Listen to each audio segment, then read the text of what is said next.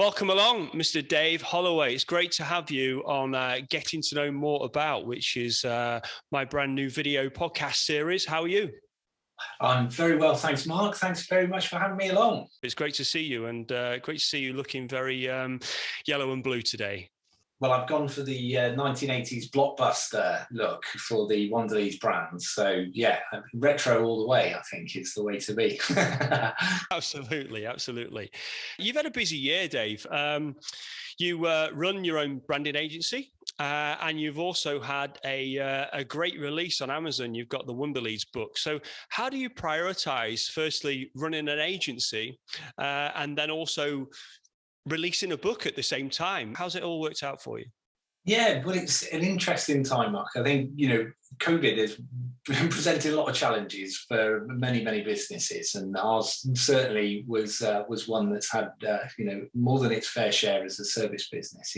When lockdown happened, the reality is that most of our sort of agency work was either significantly reduced because many of our clients had their workers on furlough, and projects that were in the pipeline were suddenly, shelved indefinitely.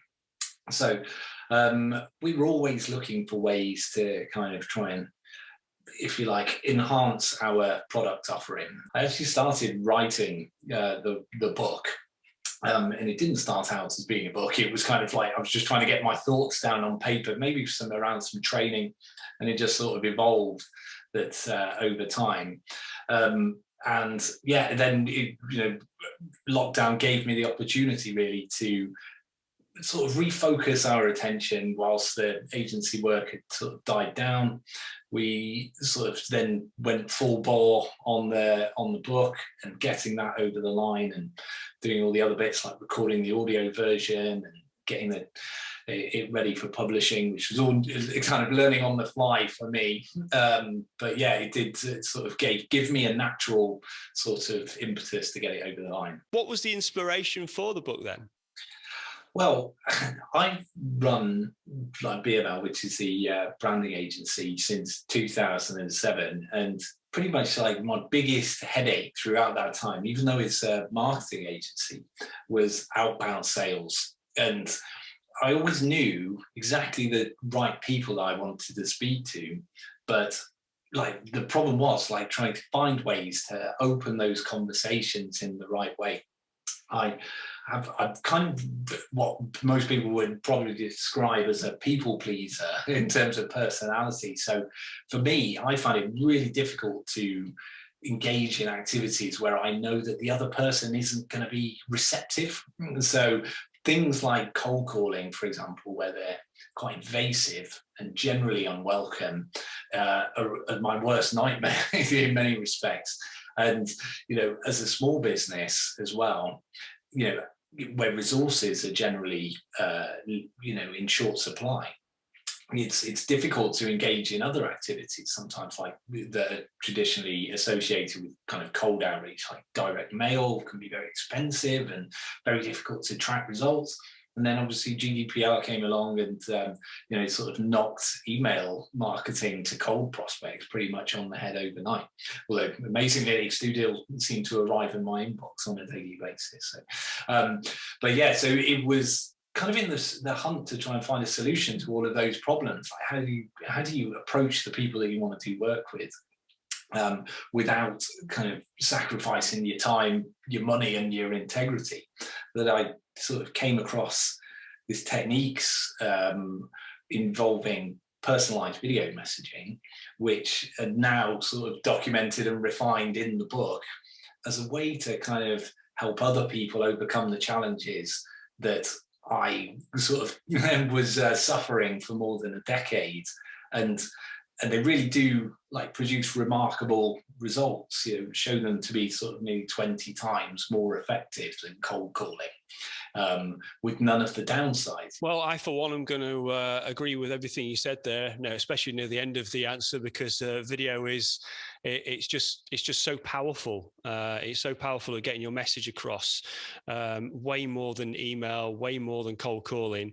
If you can send a video to somebody and they like your personality, they like your character, and more importantly, what you're saying and how you're trying to help them, you're nearly over the line there. So yeah, video all the way, Dave. Video all the way. Which readers is it aimed at then? Who are you trying to get this book in front of, and who do you want to buy the book, basically? When I wrote it, I had people in mind who were in a similar situation to myself. So that was generally small businesses, less than 10 employees, particularly businesses where they don't have the luxury of a sales team. And it's generally the business owner who is responsible for new business development.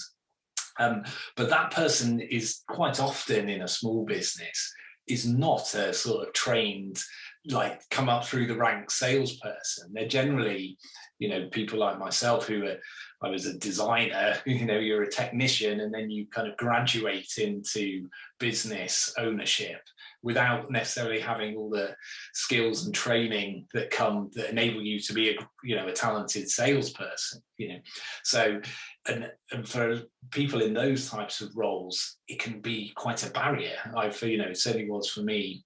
So it was written with those types of people in mind, people working generally in B2B service in businesses who are trying to open doors. It's not necessarily about selling immediately. It's about planting seeds that, at some point down the line when buying windows open will turn into a conversation, So it's for those types of people who get the most benefit from the book. And when somebody embarks on this journey of actually starting to create videos to try and facilitate leads for your business, how do you start doing that from not only a technical point of view, but from a confidence point of view? How do you start the process? What's the first thing you do? Do you do research, or do you buy equipment, or do you copy other people? How do you go about it? Well, the absolute number one thing that you need to do, and if you're going to adopt this approach where you are sending individually personalized messages to people, now obviously that requires a certain investment of time to create those videos, each one. So the number one thing that you have to do before you do anything at all is focus on who you're going to be sending them to. There's no point in adopting the blanket approach that most marketers go for. So the approach is it's kind of permission based. So the focus is on using it with people in first degree connections on social media, particularly on LinkedIn, because it's obviously a professional network. But it's really about trying to make sure that you are targeting people who will see the most value in what your business does. So, and for a lot of businesses, I think they struggle with that concept, of nailing down a very specific market vertical that they serve best, or as particular person in a particular job role that they focus best on. So I think the whole exercise of doing this type of marketing is really one that could benefit almost every business, because it kind of focuses you to go, right, what are we good at? What are we great at? Who was going to be most interested in this case study that we've got to back up what we've, as evidence? And that's really the fundamentals. I think the things about all of the technology and the filming equipment and things is obviously really important, but that's much less of a barrier than most people imagine in their heads. Obviously you can achieve quite a quality finish with relatively minimal outlay of equipment, as you well know, Mark. So it's all about putting that effort up front to get the sort of the quality and just everything sort of set up correctly. But then once you know what works, you can then repeat it much faster, and it's sort of, you kind of get the flywheel spinning. Whenever we have new clients coming to us and they obviously start to ask questions and ask about video production and how the process works, in certain situations, we kind of throw it back to them and say, look, you have all the tools, you pretty much have all the tools at your disposal already. You've got a mobile phone. Just put the selfie mode on your mobile phone and start actually recording videos into your phone to get you actually used to being recorded. And then you can even actually have apps on your phone to edit your videos as well. So there is no real barrier, really. The only barrier is yourself in actually pressing that record button. But as we take things on a little bit more, I can see you look very crisp and you sound very good today. I've seen many pictures of you posting on LinkedIn showing setups of your green screen at home. How important is it to look good and sound good?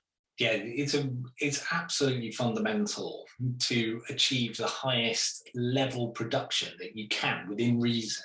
Now, the main like point of doing that is not just to make things look pretty for the sake of it. What you're doing is you're enhancing the two things. One is the perception of value in your business. Now, if you think about, and this kind of goes back to like the fundamentals of what branding is all about. And it's really, if you think about any, like the highest luxury brands, like why are they established as sort of, why do you think they're expensive? Why does a restaurant look expensive compared to, say, a corner cafe? Well, it's all in the way that it's presented. And it's that visual difference of how different things look and why one thing looks like more quality and more effort has been spent on it compared to another, that gives us, like, no matter whether you've got any design training or not, it instantly makes us associate a value to it. And that value will either be high or it will be low, depending on like the perception of value that's being given off in the way that it's presented. And really, my advice to any business would be, if you want to, you're undertaking lead generation activity or marketing of any kind, if you want to increase your chances of having a profitable conversation. And so you're making the first move, but you want that to then turn into a conversation where the person isn't nailing you to the floor on price. And so the best way that you can do that is to, from the very get-go, every time that you communicate with that person, you present at the highest level that you possibly can. Then that person's perception is going to be that they're dealing with a high value business. And I think that's the number one reason why you should invest and take the time to create a higher production value in sort of the videos that you're creating. Because the last thing you want to do is go through all the effort of recording videos and doing it very casually, say on your mobile phone and whilst you're eating your breakfast. And people are then going to go, oh, they've made some effort, that's great. But maybe they might have had someone else has sent them a video and they've gone to a lot more effort, personalized it more to the individual. Well, which one is going to, hold the aces when it comes to the conversations a bit later down the line? So I always want to be that person who's trying to lead the pack. And I would recommend someone to go the same, no matter what industry you're in. With answers like that, Dave, you can come on every single week. Absolutely spot on. If people want to find out more about Wonderleads or find out more about your agency, where should they search and who should they search for? If you go to wonderleads.com, and then you'll find out details of the book and some of the courses and things that we are involved in. You can even, if someone's really keen on learning more about the approach, then we have like one-to-one coaching as well, which you can use to help guide people through.